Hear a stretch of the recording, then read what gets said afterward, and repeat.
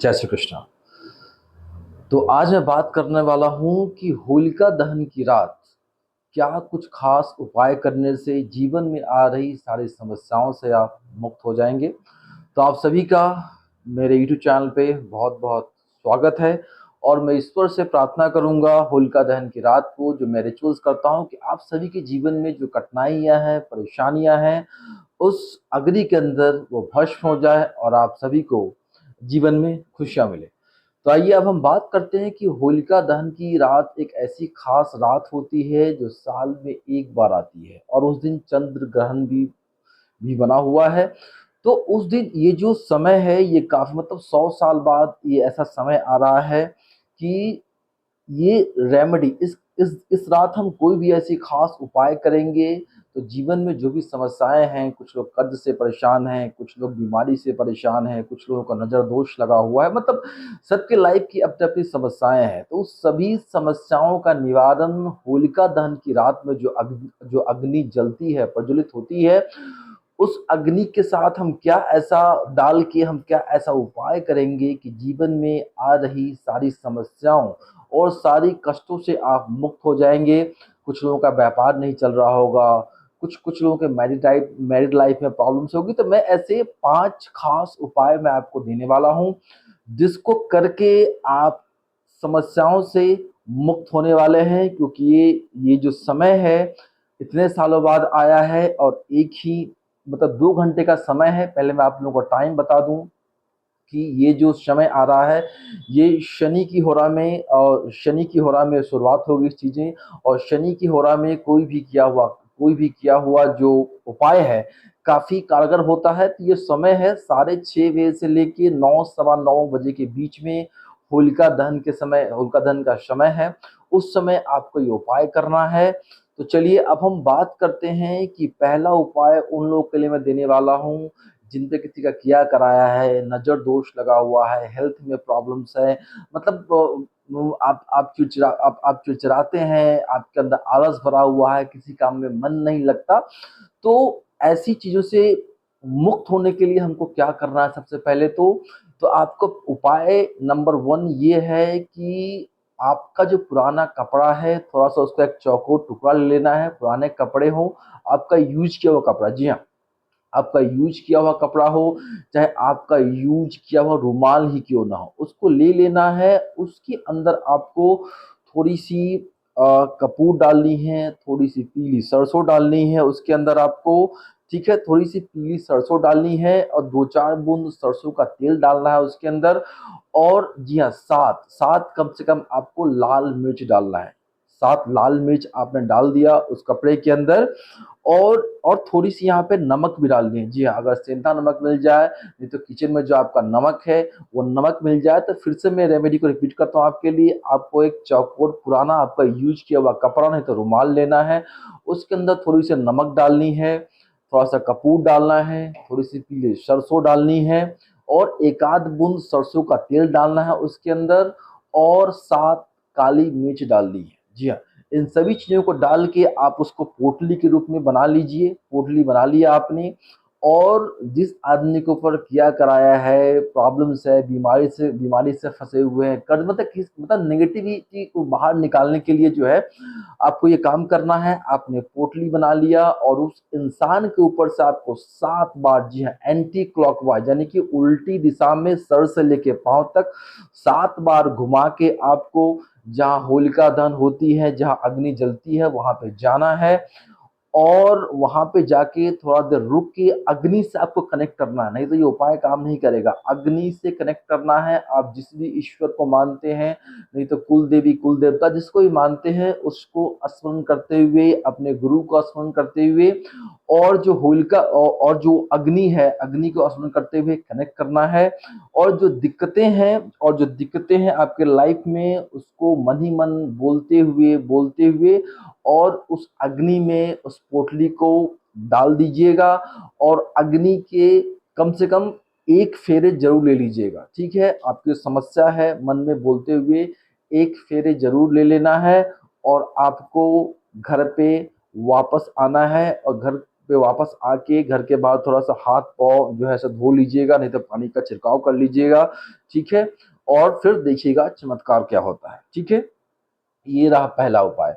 अब मैं दूसरा उपाय देने वाला हूँ सुख समृद्धि के लिए कि होलिका दहन की रात यानी 6:30 बजे से 9 सवा 9 बजे के बीच में घर के बाहर आपको चौमुखी दिया जलाना चाहिए। जी हाँ, चौमुखी दिया जलाना चाहिए। चौमुखी दिए मतलब सरसों के तेल का चौमुखी दिया जलाकर आप घर के बाहर रखते हैं तो सुख समृद्धि और बरकत आपके घर में बनी रहेगी, ठीक है?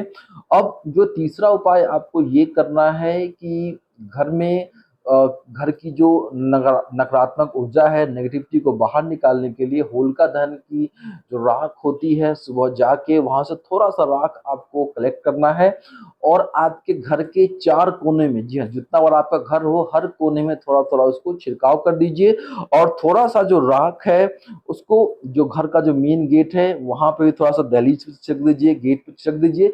इससे क्या होगा नेगेटिव उस एनर्जी की जो वाइब्रेशंस है, पॉजिटिविटी है, उसका निवास आपके घर में होगा और सुख समृद्धि आपकी बनी रहेगी, ठीक है?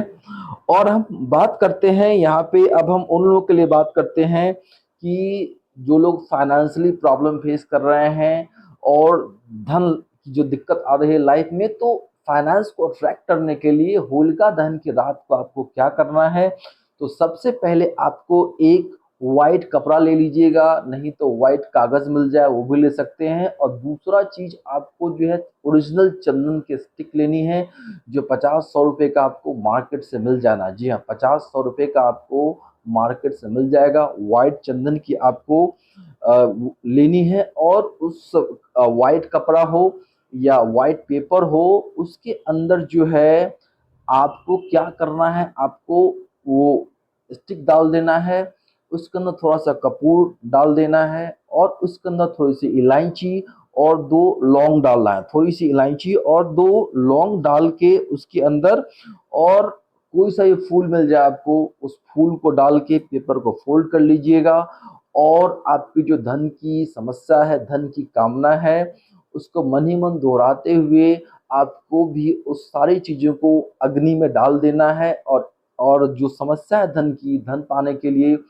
कि धन का आपके पास रास्ता खुले, अलग-अलग जगहों से आपके पास पैसा है, ये मनोकामना मन्नत करते हुए अग्नि देव से कनेक्ट होना है आपको, अपने इष्ट को, अपने कुल देवी देवता को याद करते हुए एक फेरे ले लीजिएगा और चुपचाप आपको घर पे चले आना है, फिर देखिएगा चमत्कार क्या होगा।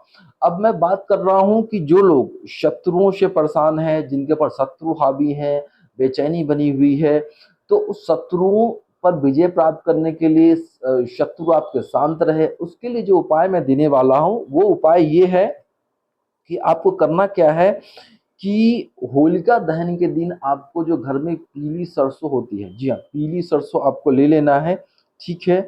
और उस पीली सरसों को 1 मुट्ठी पीली सरसों लेना है आपको और अपने सर से किसी को घर में जो बुजुर्ग महिलाएँ हैं, माता है, उनको बोलिएगा, आपकी बहन है, बेटी है, उनको बोलिएगा 1 मुट्ठी सरसों हाथ में लेके आपके सर से एंटी क्लॉकवाइज़ ऊपर से लेके नीचे तक मतलब 7 बार उसको घुमा देना है, ठीक है?